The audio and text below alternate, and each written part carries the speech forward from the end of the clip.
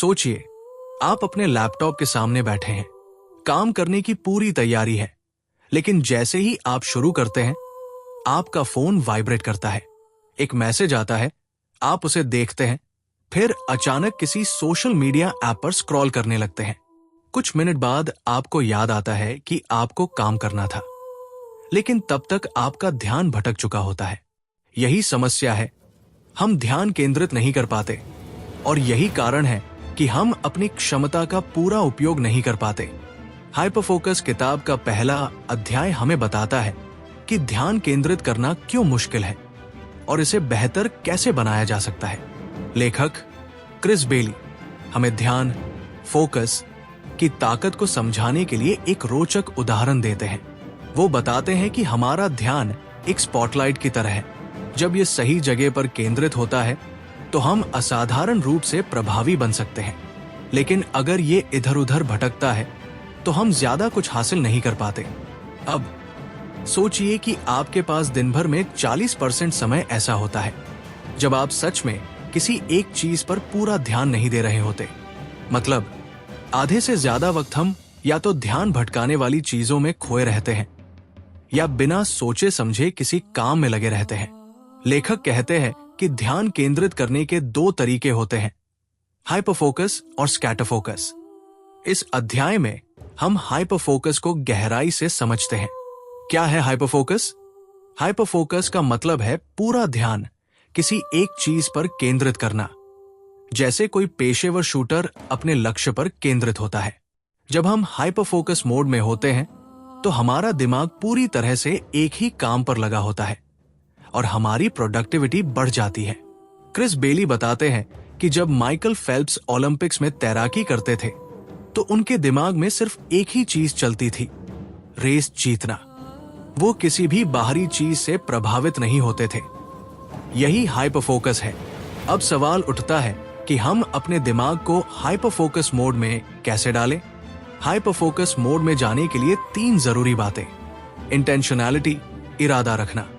जब आप तय कर लेते हैं कि आपको एक निश्चित समय के लिए सिर्फ एक ही काम करना है, तो आप अपने दिमाग को पहले से तैयार कर लेते हैं। एलिमिनेट डिस्ट्रैक्शंस, ध्यान भटकाने वाली चीजों को हटाना। अपने फोन को साइलेंट कर दें, नोटिफिकेशन बंद कर दें और अपने आसपास का माहौल ऐसा बनाएं कि कोई चीज आपका ध्यान न भटकाए। माइंडफुली रिफोकस, फिर से ध्यान केंद्रित करना। अगर बीच में ध्यान भटके भी तो घबराने की जरूरत नहीं है। धीरे धीरे उसे फिर से अपने मुख्य काम पर लेकर आएं। क्यों नहीं कर पाते हाइपरफोकस? लेकिन दिक्कत यह है कि हमारा दिमाग इतना आसान नहीं है। हमें से ज्यादातर लोग हाइपरफोकस नहीं कर पाते क्योंकि हमारा दिमाग एक ही चीज पर ज्यादा देर तक टिक नहीं पाता। हमें लगातार नई नई जानकारियों की आदत पड़ चुकी है। हम बार बार अपने फोन को चेक करते हैं, जिससे हमारा ध्यान बंट जाता है। हम मल्टीटास्किंग करने की कोशिश करते हैं, जो असल में हमारी उत्पादकता को कम कर देती है। ध्यान केंद्रित करने की एक रोचक तकनीक। लेखक एक दिलचस्प तरीका बताते हैं, द रूल ऑफ 4। इसका मतलब है कि हमारा दिमाग एक समय में सिर्फ 4 चीजों पर ध्यान दे सकता है। कल्पना कीजिए कि आप एक स्टेज पर खड़े हैं और आपके सामने 4 स्पॉटलाइट्स जल रही है। अगर आप उनमें से एक को बहुत ज्यादा चमकदार बना देंगे तो बाकी 3 थोड़े मंद हो जाएंगे। इसी तरह अगर हम अपना पूरा ध्यान किसी एक काम पर केंद्रित करेंगे तो बाकी चीजें हमारे दिमाग में ज्यादा असर नहीं डालेंगी। इसलिए जब आप कोई महत्वपूर्ण काम कर रहे हो तो ये देखें कि आपके दिमाग में एक समय में 4 से ज्यादा चीजें न चल रही हों। हाइपरफोकस की एक साधारण तकनीक। अगर आप तुरंत अपनी फोकस करने की क्षमता बढ़ाना चाहते हैं तो एक साधारण अभ्यास करें। एक टाइमर सेट करें 25 से 50 मिनट के लिए। इस दौरान सिर्फ एक ही काम करें। अगर बीच में ध्यान भटके तो बस उसे धीरे से वापस लाएं। एक छोटे ब्रेक के बाद फिर से दोहराएं। यह तरीका आपके दिमाग को ट्रेन करता है कि वो लंबे समय तक ध्यान केंद्रित कर सके। दूसरा अध्याय, स्कैटर फोकस। अगर हाइपरफोकस हमारी गहराई से सोचने और ध्यान केंद्रित करने की क्षमता है तो स्कैटर फोकस ठीक इसका उल्टा है। ये हमारे दिमाग को खुला छोड़ने का तरीका है। लेखक बताते हैं कि हमारा मस्तिष्क दो तरह से काम करता है। एक, जब हम किसी एक चीज पर गहराई से ध्यान केंद्रित करते हैं, हाइपर फोकस, और दूसरा, जब हम अपनी सोच को भटकने देते हैं, स्कैटर फोकस। ये भटकाव बुरा नहीं होता, बल्कि ये हमें नई और क्रिएटिव सोचने में मदद करता है। आपने देखा होगा कि हमें सबसे अच्छी आइडिया तब आते हैं जब हम नहाने जा रहे होते हैं, टहल रहे होते हैं, या बस किसी खिड़की से बाहर देख रहे होते हैं। इसका कारण ये है कि जब हमारा दिमाग फ्री होता है तो वो ज्यादा क्रिएटिव तरीके से सोच सकता है। स्कैटर फोकस का उपयोग कैसे करें? पैसिव अटेंशन, निष्क्रिय ध्यान। जब आप कोई ऐसा काम करें जिसमें ज्यादा सोचने की जरूरत ना हो, जैसे वॉक पर जाना या म्यूजिक सुनना, तो आपका दिमाग खुद ही नए आइडियाज पर काम करने लगता है। इंटेंशनल डे ड्रीमिंग, इरादतन दिवा स्वप्न देखना। अपने दिमाग को खुला छोड़ें और देखें कि कौन कौन से आइडियाज उभर कर आते हैं। कैप्चर आइडियाज, आइडियाज को कैप्चर करें। जब भी कोई अच्छा आइडिया आए, उसे तुरंत लिख लें। स्कैटर फोकस हमें जिंदगी के सबसे अच्छे और इनोवेटिव आइडियाज देने का एक तरीका है। जब हम हाइपर फोकस और स्कैटर फोकस दोनों को बैलेंस में रखते हैं, तो हम अपने दिमाग की पूरी क्षमता का इस्तेमाल कर सकते हैं। कल्पना कीजिए कि आप एक ऐसे कमरे में बैठे हैं जहां हर दीवार पर बड़ी बड़ी स्क्रीन लगी हुई है। इन स्क्रीन पर आपके दिमाग के हर छोटे बड़े विचार चल रहे हैं। कुछ स्क्रीन पर जरूरी काम दिख रहे हैं, कुछ पर पुरानी यादें चल रही हैं, तो कुछ पर भविष्य की चिंता। अब सोचिए कि अगर आप एक स्क्रीन पर ध्यान लगाना चाहते हैं, लेकिन बाकी सारी स्क्रीन बार बार आपका ध्यान भटका रही है, तो आप क्या करेंगे? तीसरा अध्याय हमें यही सिखाता है कि ध्यान को सही जगह कैसे केंद्रित किया जाए और अनावश्यक विचारों को कैसे फिल्टर किया जाए। इस अध्याय में लेखक बताते हैं कि हमारा दिमाग दो तरह से काम करता है: केंद्रित ध्यान, फोकस्ड मोड, और बिखरा हुआ ध्यान, स्कैटर मोड। फोकस्ड मोड का मतलब है कि जब हम पूरी तरह से किसी एक काम में डूब जाते हैं, और स्कैटर मोड तब होता है जब हमारा दिमाग इधर उधर भटकने लगता है। अब सबसे बड़ी चुनौती यह है कि हम अपने दिमाग को कब और कैसे इन दोनों मोड में स्विच करें ताकि हमारा काम अधिक प्रभावी हो सके। लेखक बताते हैं कि हमारे दिमाग की ऊर्जा सीमित होती है। अगर हम इसे बिना सोचे समझे बर्बाद करते रहें तो ये जल्दी खत्म हो जाएगी और हम थकान महसूस करने लगेंगे। इसका हल क्या है? हमें अपने दिमाग को सिलेक्टिव अटेंशन यानी चुनी हुई चीजों पर ध्यान देने की कला सीखनी होगी। सोचिए, जब कोई फोटोग्राफर एक बेहतरीन फोटो खींचता है तो वो सिर्फ सही फ्रेम पर फोकस करता है, न कि हर चीज पर। ठीक इसी तरह हमें भी अपने जीवन में हर चीज पर ध्यान देने के बजाय केवल उन्हीं चीजों पर ध्यान देना चाहिए जो वास्तव में मायने रखती है। इसके लिए लेखक हमें 3 आसान टेक्निक बताते हैं। अटेंशन रेसिड्यू से बचें। जब आप एक काम से दूसरे काम पर शिफ्ट होते हैं तो आपका दिमाग पिछली चीजों के बारे में सोचता रहता है। इसे अटेंशन रेसिड्यू कहते हैं। अगर आप किसी काम में पूरी तरह से डूबना चाहते हैं तो बीच में सोशल मीडिया या ईमेल चेक करने की गलती मत कीजिए। अपनी प्राथमिकताओं को साफ करें। हर दिन अपने सबसे जरूरी काम को पहचानिए और उसे अपनी लिस्ट में सबसे ऊपर रखिए। सुबह का पहला घंटा हमेशा अपने सबसे महत्वपूर्ण काम को दीजिए, क्योंकि यही समय होता है जब हमारा दिमाग सबसे ज्यादा ताजा और सक्रिय होता है। अपने ध्यान को मजबूत करें। ये ध्यान मेडिटेशन हो सकता है या बस अकेले बैठकर गहरी सांस लेना भी मददगार हो सकता है। अब सोचिए, अगर आप अपने दिमाग को इस तरीके से ट्रेन कर लें कि वो खुद ब खुद फालतू चीजों को इग्नोर करने लगे और सिर्फ उन चीजों पर ध्यान दे जिनसे आपका जीवन बेहतर बने, तो आपका हर दिन कितना अधिक प्रोडक्टिव हो सकता है। सोचिए, आप एक नदी के किनारे खड़े हैं। पानी धीरे धीरे बह रहा है, लेकिन अचानक कहीं से तेज धार आती है और पूरा बहाव बदल जाता है। ये तेज धार वही चीजें हैं जो आपके ध्यान को हाइपर फोकस में लाने या भटकाने का काम करती है। लेखक बताते हैं कि हमारा ध्यान सिर्फ बाहरी चीजों से नहीं, बल्कि हमारी खुद की आदतों और सोचने के पैटर्न से भी प्रभावित होता है। चौथा अध्याय हमें सिखाता है कि हम अपने ध्यान को किस तरह से कंट्रोल कर सकते हैं और इसे सही दिशा में कैसे मोड़ सकते हैं। ध्यान की गुणवत्ता सुधारने के 3 स्तंभ। सही इनपुट चुनना। अगर आप अपने दिमाग को बेकार की चीजों से भरते रहेंगे तो आपका ध्यान भी वैसा ही बिखरा रहेगा। सोशल मीडिया स्क्रॉलिंग, बिना सोचे समझे कंटेंट देखना या फालतू की गॉसिप में समय बर्बाद करना, ये सब आपके ध्यान को कमजोर बनाते हैं। इसके बजाय अगर आप सही जानकारी, अच्छी किताबें और गहरे विचारों से खुद को घेरते हैं तो आपका ध्यान स्वाभाविक रूप से बेहतर हो जाएगा। दिमाग को आराम देना। लगातार किसी एक चीज पर ध्यान केंद्रित करने से हमारा दिमाग थक जाता है। जब हम खुद को थोड़ी देर के लिए आराम देते हैं तो हमारा दिमाग और भी बेहतर तरीके से काम करने लगता है। ये वैसे ही है जैसे जिम में एक्सरसाइज के बाद मसल्स को रिकवरी टाइम देना जरूरी होता है। इसलिए अपने दिमाग को भी छोटे छोटे ब्रेक देना न भूलें। पर्यावरण को ध्यानानुकूल बनाना।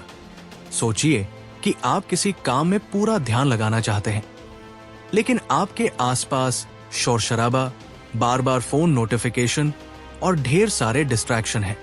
ऐसे माहौल में आप चाहकर भी गहरी एकाग्रता में नहीं जा सकते। इसलिए अपने कार्यक्षेत्र को इस तरह से व्यवस्थित करें कि वो ध्यान केंद्रित करने में मदद करे। एक शांत जगह चुनें, अपने फोन को साइलेंट मोड पर डालें और अपने सामने सिर्फ वही चीजें रखें जो आपके काम के लिए जरूरी है। अब इन 3 स्तंभों को अपनाने के बाद आप महसूस करेंगे कि आपका ध्यान पहले से कहीं ज्यादा मजबूत हो गया है। लेकिन असली सवाल यह है कि क्या हम इसे लगातार बनाए रख सकते हैं? क्या हम अपनी आदतों को इस तरह ढाल सकते हैं कि ध्यान केंद्रित करना हमारे लिए एक स्वाभाविक प्रक्रिया बन जाए? कल्पना कीजिए कि आप एक बहुत बड़े पुस्तकालय में खड़े हैं। चारों तरफ किताबें ही किताबें, लेकिन अगर आपको कोई खास जानकारी चाहिए तो आप क्या करेंगे? क्या आप बेतरतीब तरीके से किताबें उठाकर पढ़ेंगे या फिर आप पहले से ही जानने की कोशिश करेंगे कि कौन सी किताब आपके लिए सही है? ठीक यही सिद्धांत हमारे दिमाग पर भी लागू होता है। 5वां अध्याय हमें यह सिखाता है कि हम अपने दिमाग में आने वाली जानकारी को कैसे व्यवस्थित करें और उसे अपने फोकस को मजबूत करने के लिए कैसे इस्तेमाल करें। लेखक बताते हैं कि हमारा दिमाग एक संभावनाओं का पुस्तकालय है, लेकिन इस पुस्तकालय में हर जानकारी महत्वपूर्ण नहीं होती। अगर हम सही जानकारी को चुनकर उस पर ध्यान केंद्रित करें तो हम अपनी उत्पादकता को दोगुना कर सकते हैं। इस अध्याय में 3 महत्वपूर्ण बातें बताई गई हैं। सिलेक्टिव इग्नोरेंस, चयनात्मक अज्ञानता। ये समझना जरूरी है कि हर जानकारी हमारे काम की नहीं होती। अगर हम बेकार की सूचनाओं से खुद को बचा सके तो हमारा दिमाग अधिक प्रभावी तरीके से काम कर सकता है। इंटेंशनल कंजम्पशन, जानबूझकर जानकारी का चयन। हमें ये तय करना होगा कि हम कौन सी जानकारी को अपने दिमाग में स्थान दे रहे हैं। सोशल मीडिया, न्यूज, किताबें, हर जगह से हमें ढेरों जानकारियां मिलती है, लेकिन ये हमारी जिम्मेदारी है कि हम सही और काम की चीजों को ही अपने भीतर जगह दें। एफिशिएंट इंफॉर्मेशन स्टोरेज, जानकारी को सही तरीके से संग्रहित करना। लेखक बताते हैं कि अगर हम किसी जानकारी को बार बार याद नहीं करते तो वो दिमाग से मिट जाती है। इसलिए जरूरी है कि हम अपनी महत्वपूर्ण जानकारी को बार बार दोहराएं, उसे लिखें और सही संदर्भ में उपयोग करें। कल्पना कीजिए कि आप एक बगीचे में हैं। अगर आप हर पौधे को पानी देने लगें तो जरूरी नहीं कि सभी पौधे अच्छे से बढ़े, लेकिन अगर आप कुछ खास पौधों पर ध्यान दें और उनकी देखभाल करें तो वे निश्चित रूप से हरे भरे और मजबूत बनेंगे। हमारा दिमाग भी ऐसा ही है। हमें तय करना होगा कि हम किस चीज को खाद पानी दे रहे हैं, बेकार की जानकारी को या उन विचारों को जो हमें आगे बढ़ा सकते हैं। कल्पना कीजिए कि आप एक ऐसी नदी के किनारे बैठे हैं जिसमें तेज धारा बह रही है। इस नदी में कई तरह की चीजें बहती जा रही है, कुछ काम की और कुछ बेकार। आपका दिमाग भी इसी तरह काम करता है। विचार आते हैं, बहते हैं, कुछ रुक जाते हैं, तो कुछ गायब हो जाते हैं। लेकिन असली सवाल यह है कि आप कौन से विचारों को पकड़कर रखना चाहते हैं और किन्हें जाने देना चाहते हैं। छठा अध्याय हमें यही सिखाता है, हमारे ध्यान का बहाव, फ्लो ऑफ अटेंशन। लेखक बताते हैं कि ध्यान का बहाव हमारी प्रोडक्टिविटी और क्रिएटिविटी का सबसे अहम पहलू है। जब हम पूरी तरह किसी काम में डूब जाते हैं तो हमारा दिमाग सबसे ज्यादा कुशलता से काम करता है। इस स्थिति को फ्लो स्टेट कहा जाता है। लेकिन फ्लो स्टेट में जाने के लिए हमें पहले अपने ध्यान को सही दिशा में मोड़ना होगा। इसके लिए लेखक 3 मुख्य रणनीतियां बताते हैं। सही माहौल बनाएं। जिस तरह कोई कलाकार अपनी पेंटिंग बनाने से पहले एक साफ कैनवास तैयार करता है, उसी तरह हमें भी अपने आसपास का माहौल ऐसा बनाना चाहिए जो ध्यान केंद्रित करने में मदद करे। अगर आप बार बार नोटिफिकेशन चेक करते रहेंगे तो फ्लो स्टेट में जाना मुश्किल होगा। सही चुनौती चुनें। फ्लो में आने के लिए जरूरी है कि जो काम आप कर रहे हैं वो न तो बहुत आसान हो और न ही बहुत मुश्किल। अगर काम ज्यादा आसान है तो बोरियत होगी और अगर ज्यादा कठिन है तो तनाव बढ़ेगा। इस संतुलन को बनाए रखना ही असली कला है। गहरी एकाग्रता विकसित करें। जब भी आप किसी महत्वपूर्ण काम में लगते हैं तो शुरुआत में आपका दिमाग भटक सकता है, लेकिन अगर आप अपने ध्यान को धीरे धीरे केंद्रित करते रहें तो आपका दिमाग फ्लो में आ जाएगा और आप अपने काम में डूब जाएंगे। सोचिए, जब कोई खिलाड़ी अपने खेल में पूरी तरह से लीन हो जाता है तब वो अपने आसपास की हर चीज को भूल जाता है। यही स्थिति हमें अपने काम में भी लानी होगी ताकि हम ज्यादा से ज्यादा प्रभावी और उत्पादक बन सके। आप एक ऐसी दुनिया में हैं जहां हर तरफ से नोटिफिकेशन की आवाजें आ रही हैं। मोबाइल स्क्रीन पर लगातार नए मैसेज पॉप हो रहे हैं और सोशल मीडिया पर न जाने कितने ट्रेंडिंग टॉपिक्स आपका ध्यान अपनी ओर खींच रहे हैं। ऐसे में हाइपर फोकस की कला और भी जरूरी हो जाती है। आज के मॉडर्न समय में ध्यान केंद्रित करना एक चुनौती बन गया है, लेकिन अगर हम सही तरीके अपनाएं तो हम अपने काम में ज्यादा प्रभावी हो सकते हैं। कैसे बनाए रखें ध्यान? डिजिटल दुनिया से ब्रेक लें। क्या आपने कभी गौर किया है कि जब भी आप कोई जरूरी काम करने बैठते हैं तभी अचानक आपका मन सोशल मीडिया चेक करने का करने लगता है? ये कोई संयोग नहीं बल्कि हमारे दिमाग की आदत बन चुकी है। अगर आपको हाइपर फोकस में रहना है तो डिजिटल डिस्ट्रैक्शन को सीमित करना होगा। डीप वर्क के लिए टाइम ब्लॉक करें।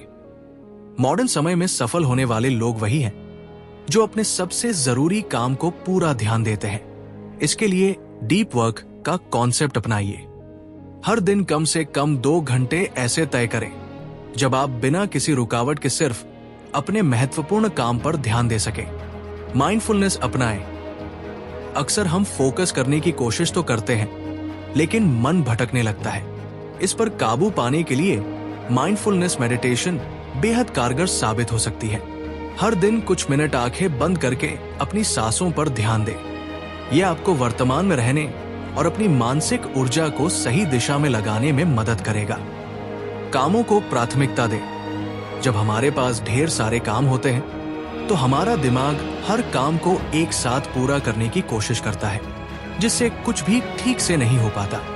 बेहतर होगा कि आप अपने दिन के 3 सबसे जरूरी काम पहले से तय कर लें और सबसे पहले उन्हें पूरा करें। सही वातावरण बनाएं। आपका कार्यस्थल भी आपके ध्यान केंद्रित करने की क्षमता को प्रभावित करता है। एक साफ सुथरा, शांत वातावरण आपके दिमाग को स्पष्टता देता है और ध्यान भटकाने वाली चीजों को कम करता है।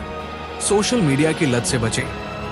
आजकल हम अपने फोन को हर 5 मिनट में अनलॉक करते हैं, जिससे हमारा ध्यान बार बार टूटता है।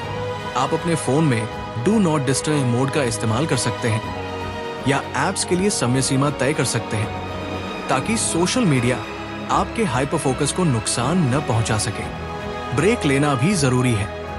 लगातार काम करने से ध्यान क्षमता कम हो जाती है, इसलिए हर 90 मिनट के बाद 5 से 10 मिनट का ब्रेक लें। इस दौरान हल्का व्यायाम करें, टहलें या बस आंखें बंद करके आराम करें। आज की दुनिया में जहां हर चीज आपका ध्यान खींचने की कोशिश कर रही है, हाइपर फोकस एक सुपर पावर की तरह काम करता है। अगर आप इन टिप्स को अपनाएंगे तो आप न केवल ज्यादा प्रोडक्टिव बनेंगे बल्कि अपने लक्ष्यों को तेजी से हासिल कर पाएंगे। कल्पना कीजिए एक छोटा सा गांव जहां सूरज उगते ही लोग अपने अपने काम में लग जाते हैं। इसी गांव में एक लड़का था, अर्जुन, एक साधारण किसान का बेटा, लेकिन सपने उसके असाधारण थे। अर्जुन को बचपन से ही मशीनों और नई चीजों को बनाने का शौक था, लेकिन गांव में साधन सीमित थे, जानकारी कम थी और सबसे बड़ी चुनौती थी लोगों की सोच। जब भी अर्जुन कुछ नया करने की कोशिश करता, लोग हंसकर कहते, ये सब बड़े शहरों में होता है, यहां नहीं। लेकिन अर्जुन को विश्वास था कि इंसान की सबसे बड़ी ताकत उसकी ध्यान केंद्रित करने की क्षमता होती है। उसने अपने आसपास की चीजों को ही अपनी प्रयोगशाला बना लिया। पुराने रेडियो से तार निकालकर छोटे मोटे यंत्र बनाना शुरू किया, किताबें पढ़ी और अपने ध्यान को एक ही लक्ष्य पर केंद्रित किया, कुछ ऐसा बनाना जिससे उसका गांव बेहतर हो सके। फोकस की ताकत। एक दिन उसने अपने गांव में देखा कि रात में अंधेरा होने के कारण लोग समय पर काम नहीं कर पाते थे। स्ट्रीट लाइट नहीं थी और गांव के लोग जल्दी सो जाते थे क्योंकि उनके पास कोई उपाय नहीं था। यहीं से उसे एक नया विचार आया।